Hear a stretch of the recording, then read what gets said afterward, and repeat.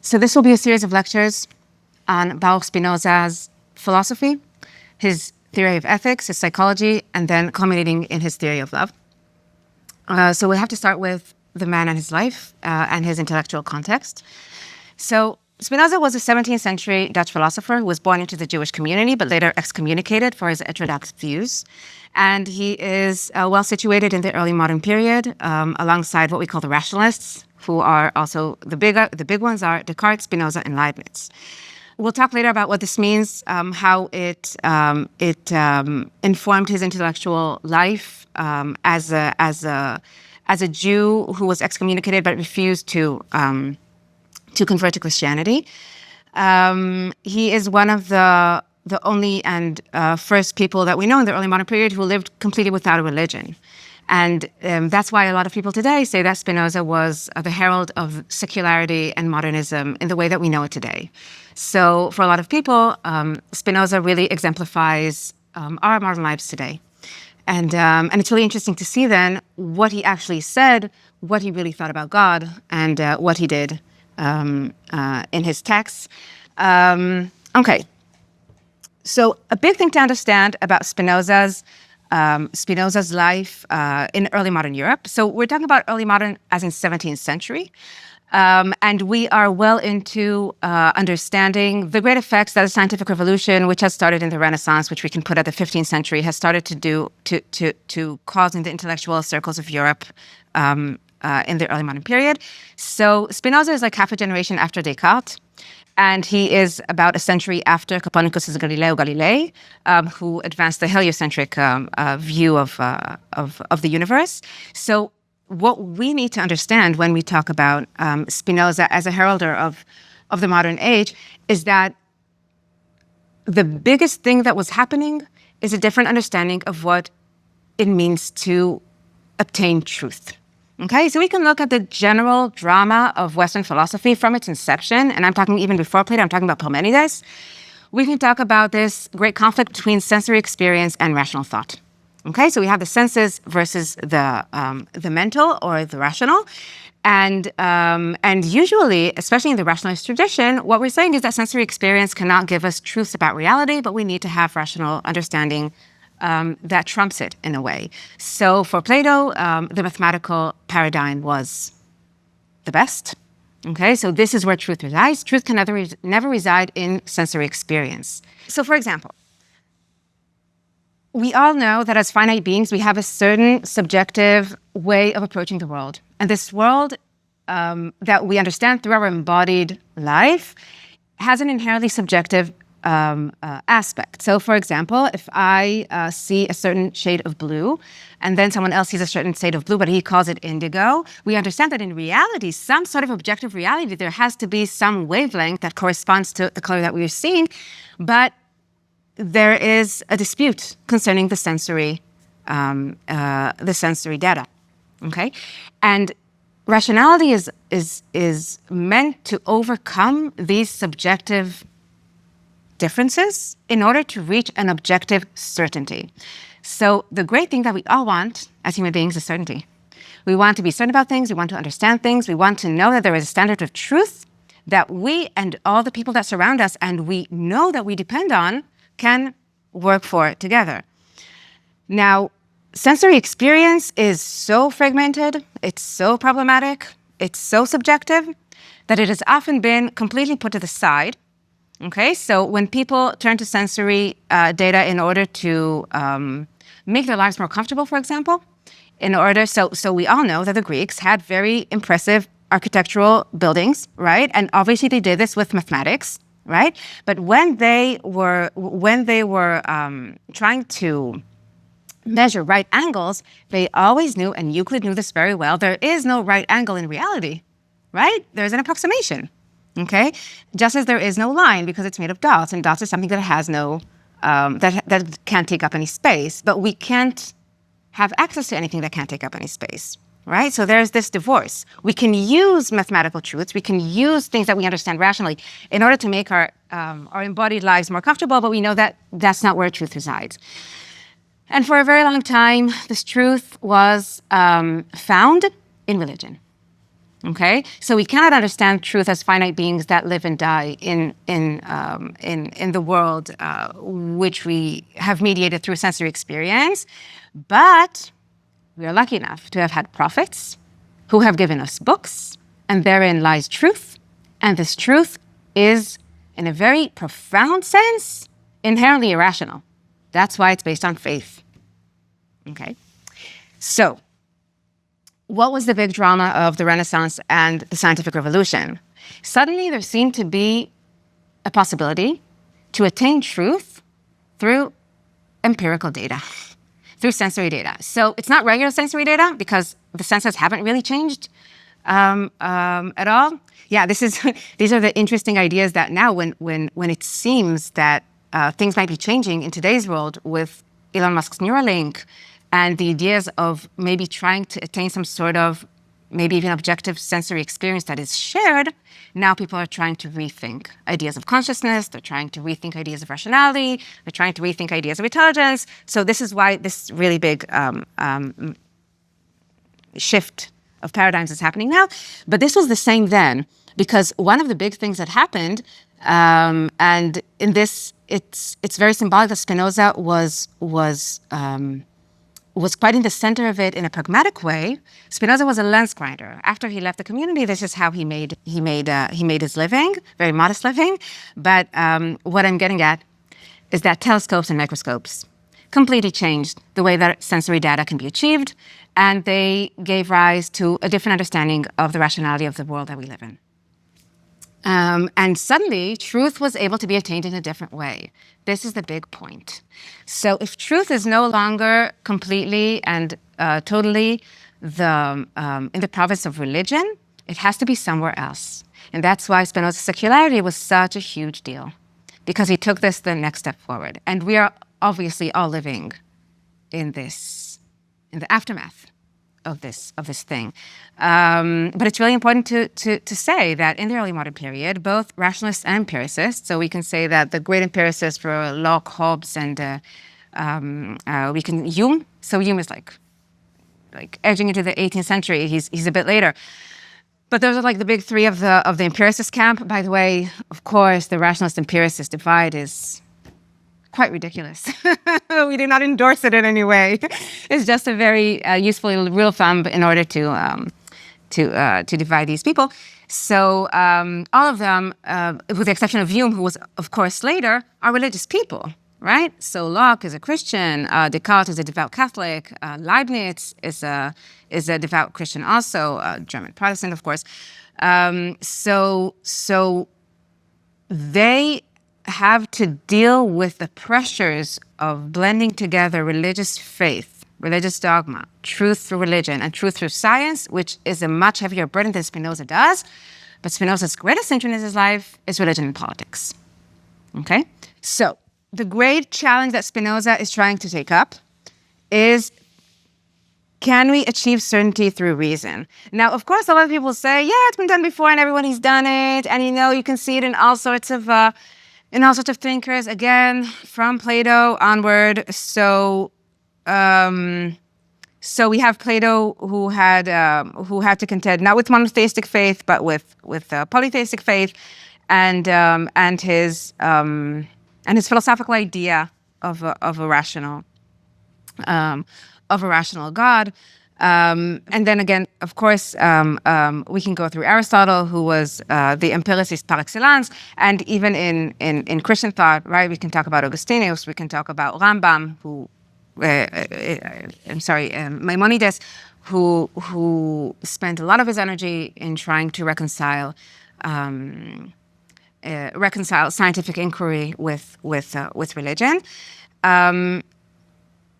There is something very bold about the Spinozistic project. And to the question whether we can achieve certainty through reason, Spinoza's answer is very much yes. But it has to go through our idea of God. It has to go through divinity. And I think that today, as children of Spinoza and people who live in a very strongly secular age, this is something that we ought to remember. He didn't do this just because of where he was born. Spinoza, if he doesn't want to do something, he doesn't do it. So if he wouldn't want to talk about God, he wouldn't have talked about God. He wanted to do it because he thought it was important.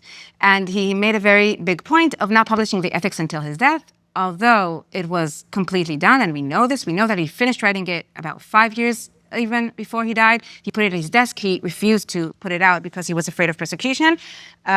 So he's not trying to make himself likable. He's not trying to make himself palatable. He is undoubtedly very disliked and very unpalatable to a lot of people. And yet he wanted to talk about God.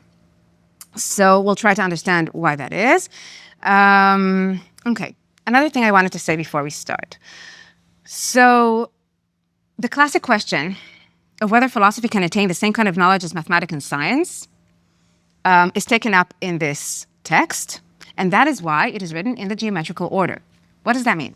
So if we open the Ethics, okay, so this is the Curly translation. This is the standard English translation. We have this Spinoza Reader. It's nice. It has an anthology. It has the Ethics in full and various excerpts from other texts, which are very good. You can have the Penguin edition of the Crowley translation, which is Swan only the Ethics, and of course the collected works, which have everything. They come in 2 volumes. Okay, so the Ethics is in the first one, and then the political writings are in the second, and the correspondence is interspersed. The correspondence that, of course, wasn't burned after his death, so no one would see. Okay, so if we open up the Ethics as the first part, we see that it's divided. It's a text in geometrical order that is an ethical text. Okay, so it's supposed to teach us how to live. That's what ethics is, right? Ethics is what we should do, and why, if it's good ethics, right? Sometimes it's just like dogma, but we want it to be good ethics. So Spinoza's Ethics is presented in geometrical order. It's divided into 5 parts. It begins with God. It ends with salvation, such a religious undertaking. And it's what makes it geometrical is that it starts with definitions and then axioms, and then we have propositions which are deduced from the axioms and the definitions. Okay, and each part proceeds like this. Sometimes he gives like an essay writing. He gives an appendix or a preface, which are a lot of times very good. He gets very angry in those. He gets also angry in the Scholia. To the propositions, but generally his idea is to say that this is necessary truth, it cannot be understood otherwise, and I will take all of my ideas to their logical conclusion. There is no other way. Bergson famously said that everyone has their own philosophy and Spinoza's. So Spinoza is, in a way, irrefutable. But like, I'm biased, right? I do think he's lovely. He's a lovely guy. Okay, so that is the structure of the Ethics. And I want to start with talking about what a definition is. So definition comes from the word define, and I'm talking only in English, of course. I don't want to get into the Latin philology of it, so it's because I don't. But let's talk about it through our everyday understanding of what it is. Our mind works in a dialectic manner in the sense that it can only understand things through their negations. Okay, so when I define something, I necessarily make a border around it, and I differentiate it from other things. Okay, that is the nature of rational thought. There is no other way to understand things. So the only way we can attain truth is through an understanding of difference. And through a differentiation, we attain intelligibility. Okay? Think of it as like focusing a lens.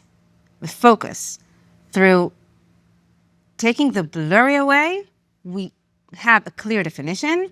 That is what we intuitively understand as intelligibility. We have no other way to understand what it means to be intelligible. Okay? Intelligibility is the opposite of vague.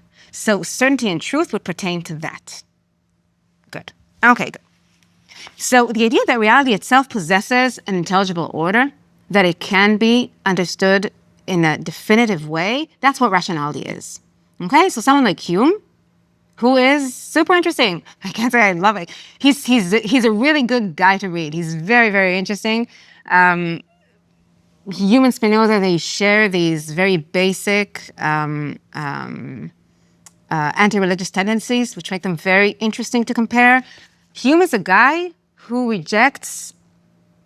It's like he has gone above the need for certainty. He doesn't need certainty anymore. Okay? This is not a very human trait. We need certainty. Okay? And we have a strong desire. Okay? We have a drive toward, Plato would call it an erotic drive toward certainty. Okay, toward knowledge, toward intelligibility. It's very difficult for us to let go and say, well, maybe it's like this, maybe like that. Or saying, as it is so common today because people have no consequences for their lives, saying, this is my truth, that's your truth. Yeah, because no one's trying to kill you for it. In your house, you can say that. Outside, it doesn't work. So this is a very big deal that regards context and the things that we are willing to live with, okay, which make a difference when you're trying to live, who you're trying to live with, and so on. I would like to assert, and I think this is non-negotiable, that human nature in itself drives for certainty, it wants certainty, and it would rather have true certainty than false certainty. And if we talk about religious people who are willing to take faith in a God that they that they do not have physical proof for its existence, and say, no, this is not real certainty, I'm not sure that you are right. Maybe you should have a deeper conversation with these people about what they really talk about when they talk about God. If they're intelligent, of course. So we said that the idea that reality itself possesses an intelligible order, this is rationalism. The big question that we have to talk when you talk about rationalists and empiricists, and again, this very convenient but inaccurate division between rationalists and empiricists really puts this in the light that I want to. What do we want to achieve through understanding? Okay, and this is another aspect of the scientific revolution that we are the children of, that I think should be very much put into account when we talk about Spinoza. Do we want to understand nature, or do we want to control and manipulate nature? So I don't know if you read Francis Bacon. Okay. So Francis Bacon was a British philosopher, a behemoth of the scientific revolution, really a very, very important guy. He was almost a century before. I think he died by 1623. So he died 10 years before Spinoza was born. And he had such interesting text, really. So he wrote the Novum Organon, which is like, he wanted to redo Aristotelianism. Okay, so Aristotle had the Organon. He wrote the New Tools. This is how we should understand reality. And he's the one who, his famous quote is, knowledge is power. And what he was aiming for was an understanding of nature through the scientific revolution, which would lead to domination over nature. Okay? So understanding nature, all it can lead to, the best things that we want, is domination, is more comfort. Nature is not to be understood as a thing in and of itself. Once we understand it, then maybe we can turn to, understanding ourselves. But our physical needs, he was like a precursor of the Maslow principle. Our physical needs are so huge. We are so overtaken by fear of death and fear of sickness and mortality and inconvenience and all this pain that let's first dominate nature. Let's do whatever we can to master it. And that is what the scientific revolution is for. Now, obviously, a rationalist like Spinoza is the opposite. Okay, Francis Bacon is the father of the inductive method. We like to call him. Of course, this is also again these funny how do you call it? These funny titles that we put to people. But he did write a brilliant text about the inductive method, and that's a really easy place to see, because Spinoza uses the geometric method, which is a deductive method, that they are completely opposed in what they think the scientific revolution ought to do. Okay? And I think we today are again in this struggle. Do we want to dominate nature? Do we want to understand nature? Can nature be both? Can nature be dominated at all? And could it be that only through understanding of nature we can maybe not dominate it, but get the best out of it? Which is actually what the dominators really wanted. It's not that they wanted to destroy everything, right? Okay, good. So So do we want to impose human purposes on the world, or do we want to achieve happiness through understanding? Spinoza would say that we want to achieve happiness through understanding. And this is what he's trying to do here. Okay, so Spinoza started the ethics with part 1 of God, okay, part 1 of 5. And he has the definitions that start the book. And we would think that if he's trying to be very orderly and very organized, that the first definition of part 1 would be of God. And he does define God. It's not a proposition. It's not something that he deduces, but he gives it in definition 6. The first definition is causa sui. Causa sui means cause of itself, okay? And this is a very interesting definition, and I want to talk a bit about why he does this. So here I'm going to present an idea which might be refuted by other scholars. So the definition of causa sui is this. By cause of itself, I understand that whose essence involves existence, or that whose nature cannot be conceived except as existing. Okay, so this definition of causa sui, you will have it on. This definition of causa sui has been called by Nietzsche the greatest perversion of rationalism in the history of philosophy. And you know, it's funny because it's true. No, it's not. It's not really true, but it is. It's a perversion in a good way. Okay, it is an interesting thing. Why? Rationalists need to have a special place in their hearts for causality. The whole point of everything they're doing is causality. By the way, we talked about Hume before. This is exactly why he is the arch empiricist, because the very thing that he refutes is causality itself. Okay. What rationalists are saying is things are intelligible, things can be understood. And understanding them means one thing, understanding their causes. Okay? I wish we could read together the paragraph from Plato's Phaedo when Socrates explains why he got into that. That's like the first presentation of the theory of forms, when he said, once I thought that by understanding causes, I would understand everything.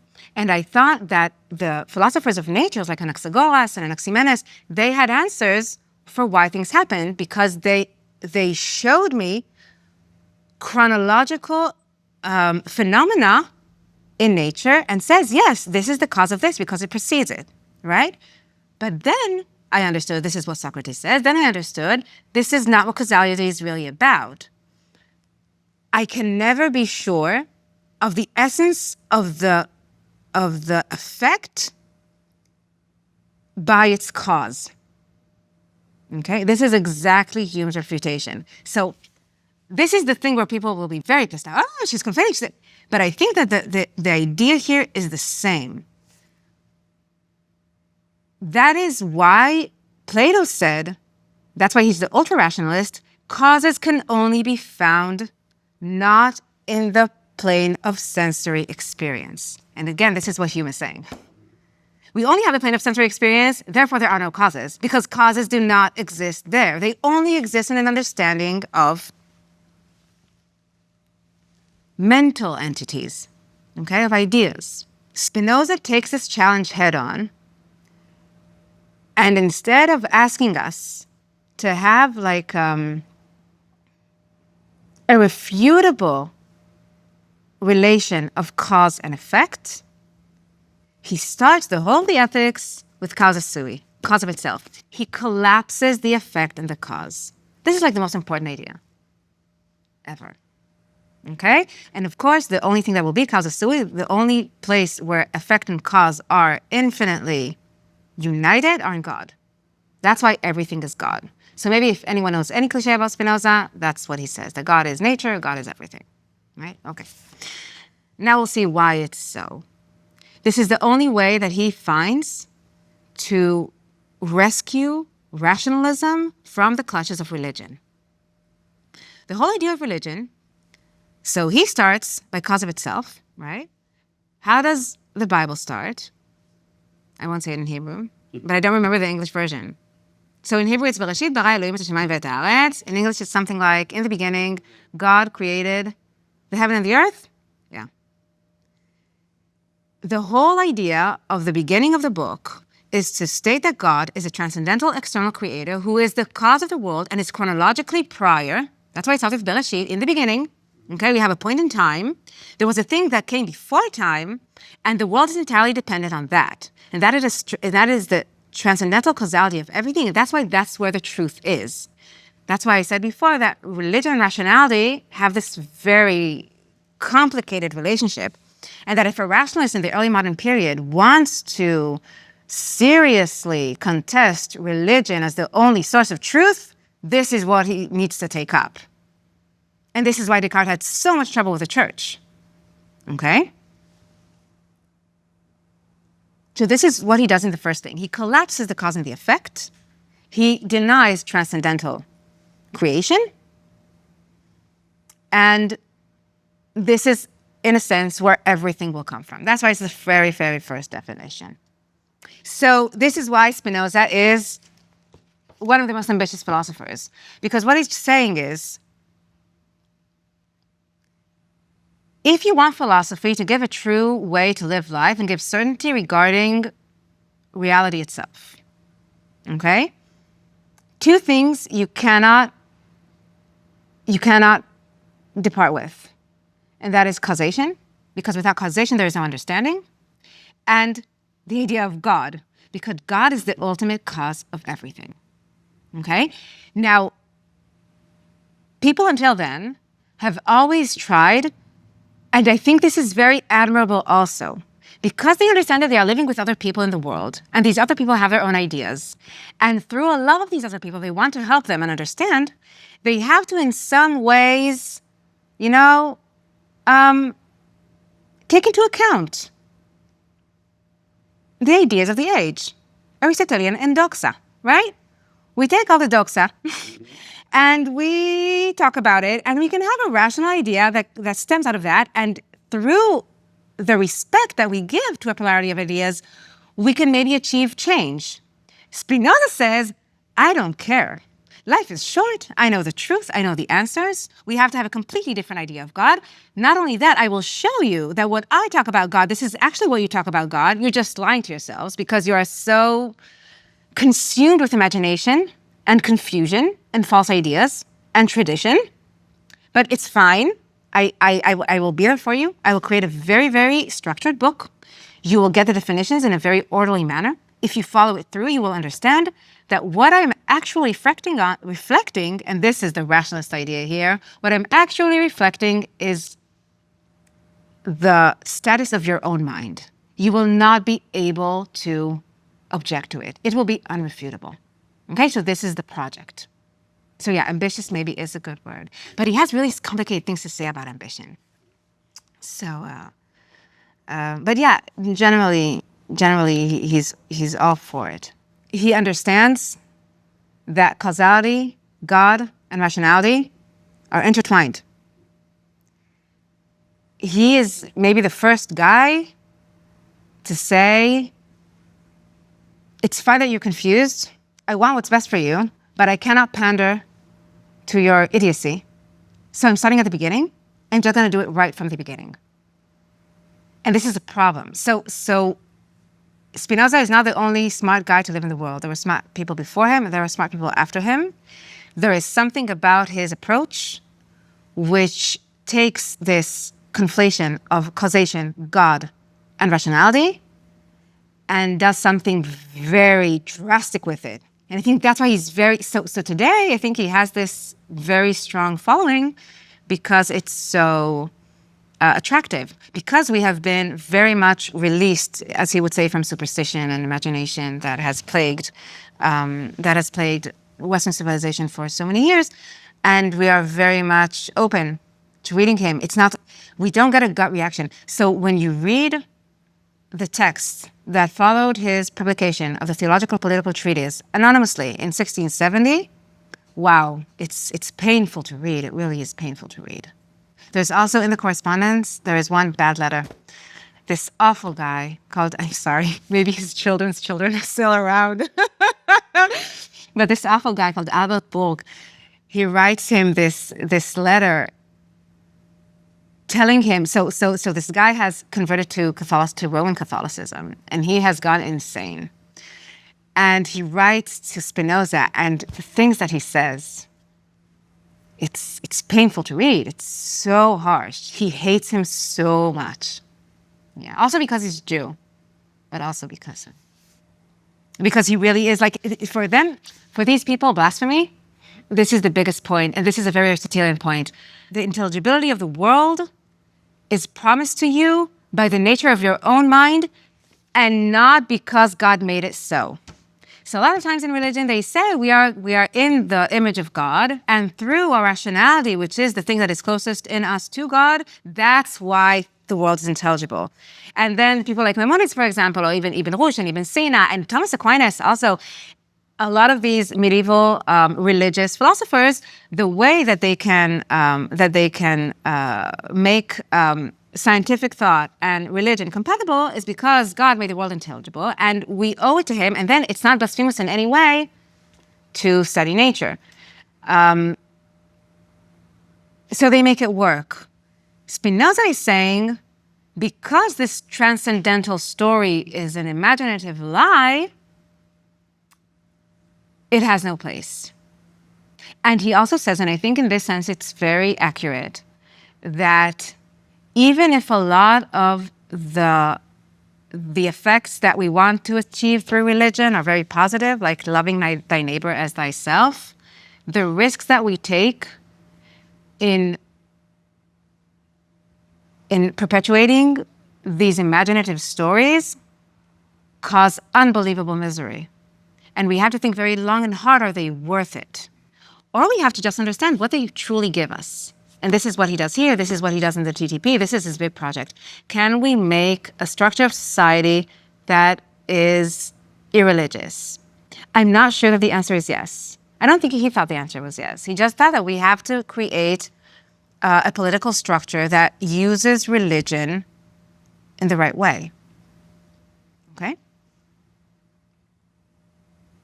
Okay, good. So I will say this, that is because it is very important.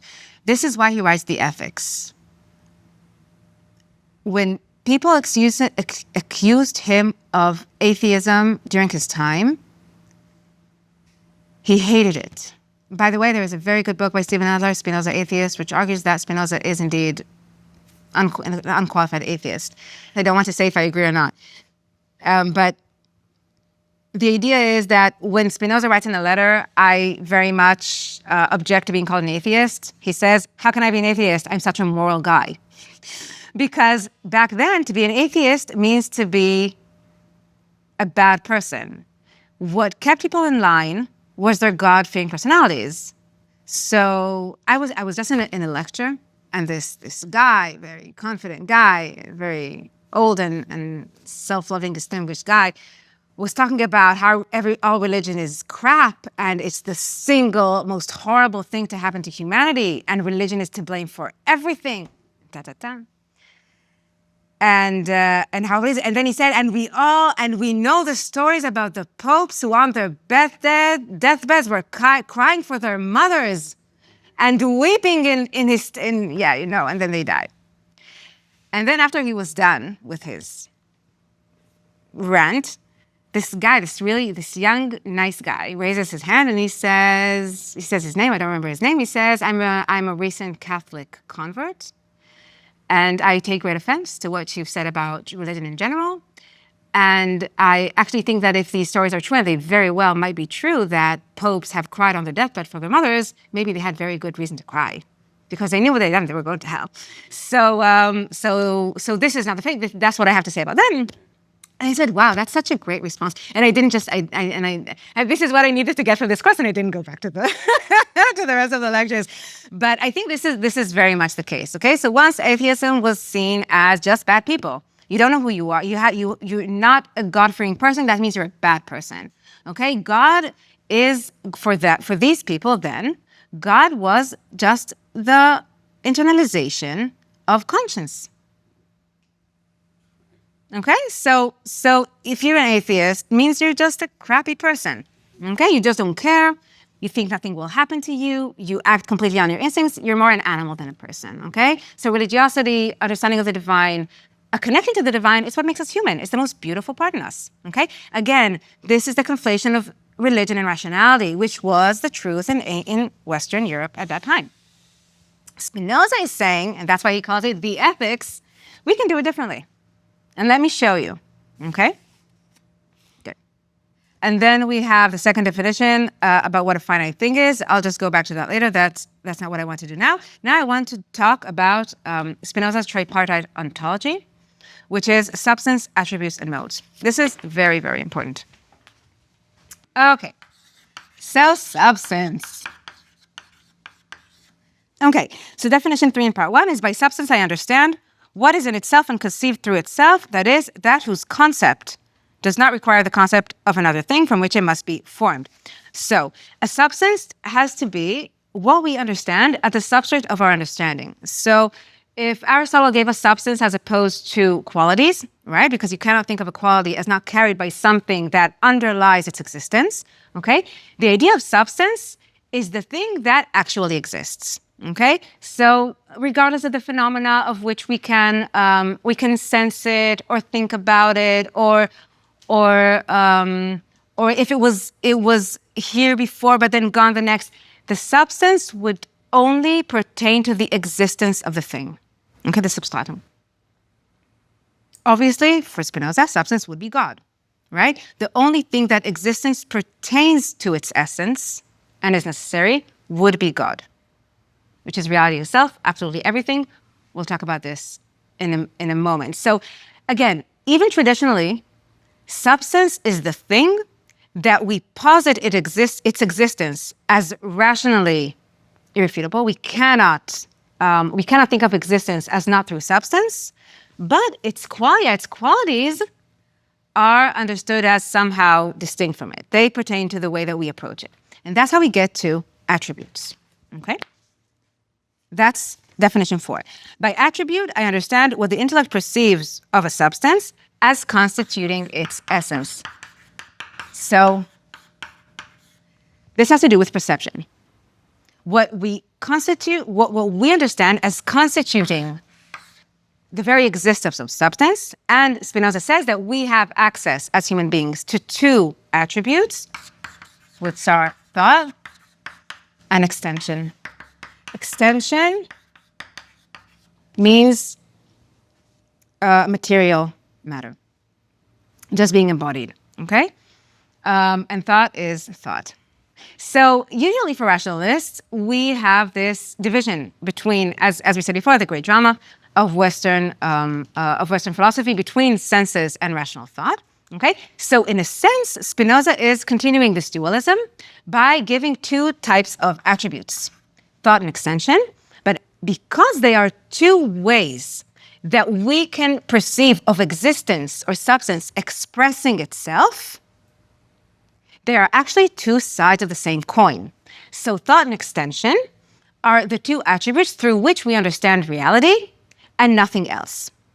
The way I like to think about attributes is to think about senses, okay?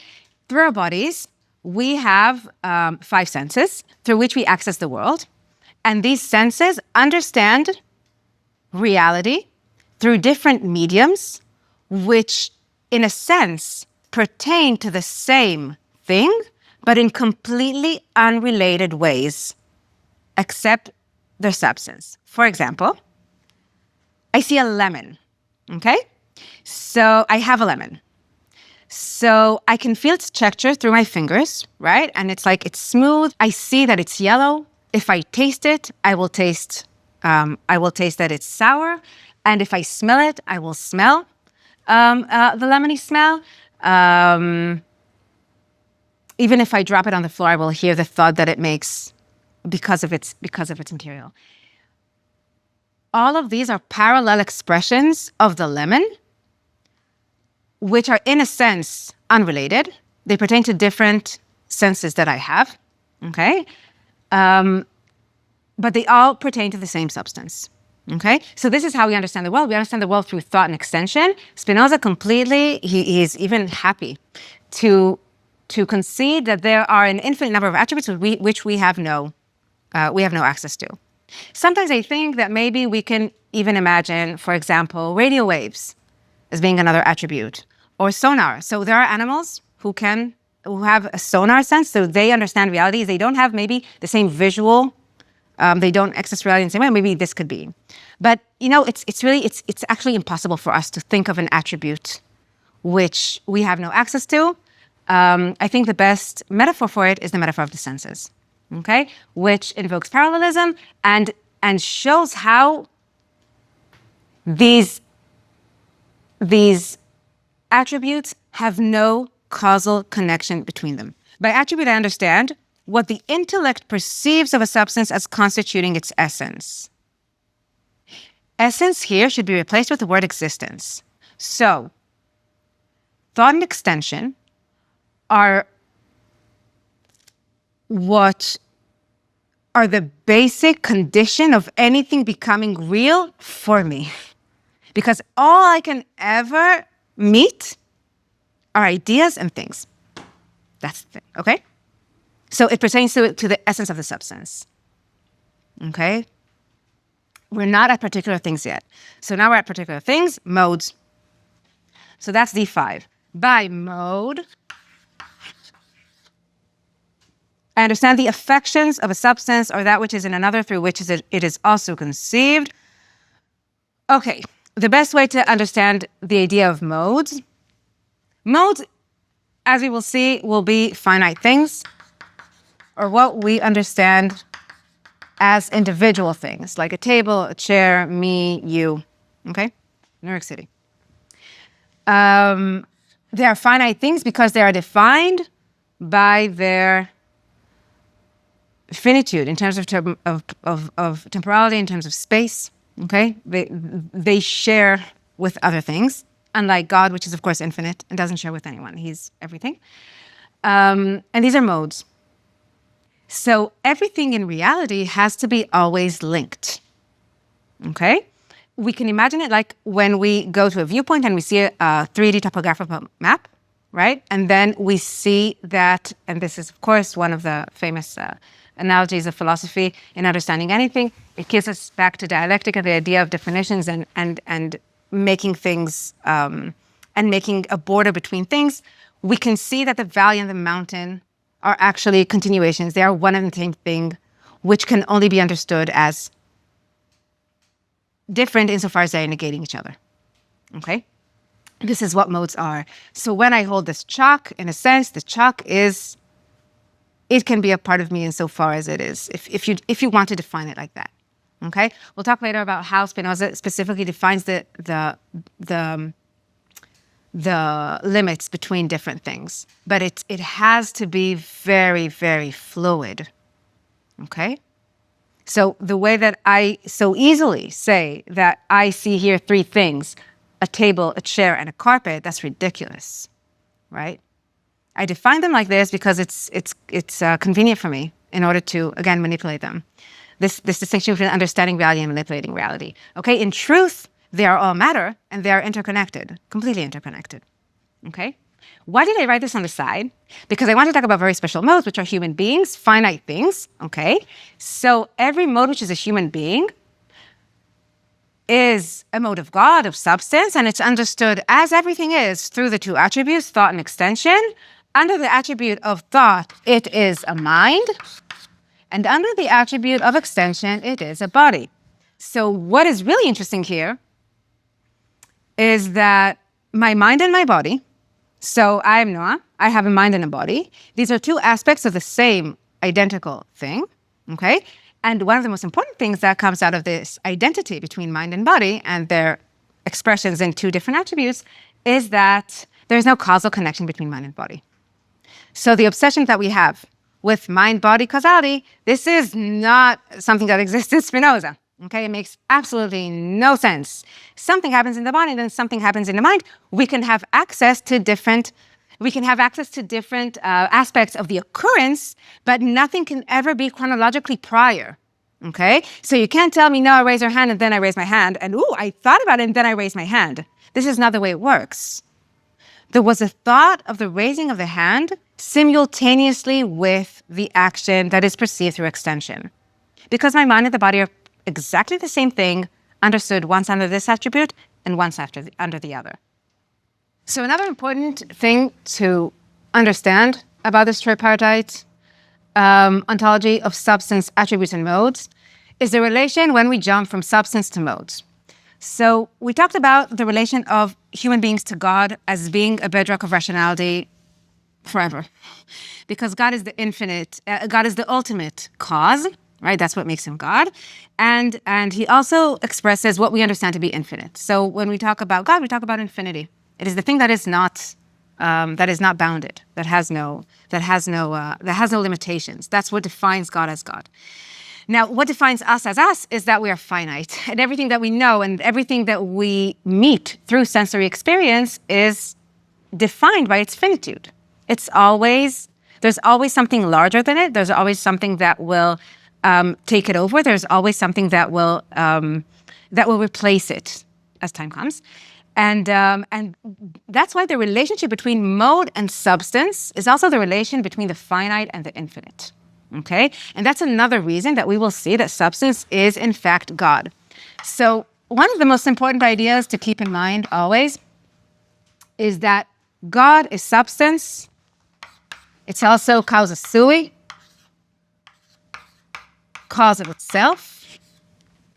And 17 times throughout the epics, there is the most famous version of this, where Spinoza calls it Deus, God, sive natura. God or nature. God, that is everything. So sive is an or, it means or, which is a replacement o. Okay, it's an identification of the two. God is nature. Okay, that's maybe one of the most important formulations that has made Spinoza very famous. And the identification of God with substance and nature itself is precisely what makes it causa sui, in the sense that all effects are collapsed into a cause which is not transcendental. So human beings are finite expressions of nature, and as parts of nature or parts of God, they have no way to escape the causal order through which they exist. Okay? So there is no contingency. Contingency means things could have happened differently. This is a completely deterministic approach to reality. So a lot of times, even the word determinism is too light for Spinoza, and people call him a necessitarian. Everything is absolutely necessary. If God, as the infinite structure of reality, permeates everything, insofar as he is infinite, it's inconceivable that he would be overcome. That's what makes him God. That's the whole idea. That's why we call it God. In that sense, nature can't be overcome, in the sense that everything always has to happen according to its laws. It would be inconceivable that something would defy the laws of God or nature. Okay? And if you would, in any chance, want to conceive this out of, weakness of your mind, that would at once remove the certainty that rationalism aspires to. Spinoza says you can't really be a rationalist and you can't really be a God-loving man if you do not accept that everything is absolutely necessary. These religious people who want to talk about miracles as aberrations of nature, or sometimes God suddenly intervenes and suddenly his laws aren't good enough and he has other laws, no, this makes absolutely no sense. If you love God as he is, an immutable being which controls absolutely everything and is completely wise and true and the cause of everything at all times, when religion wants to discuss, or even, it's more than discuss, it wants to somehow assert its power through miracles, which are aberrations of nature, which it wants to frame as aberrations of nature, that is, as breaking of God's laws, Spinoza is claiming that this is the height of blasphemy. And this is exactly what religions get wrong. A religious will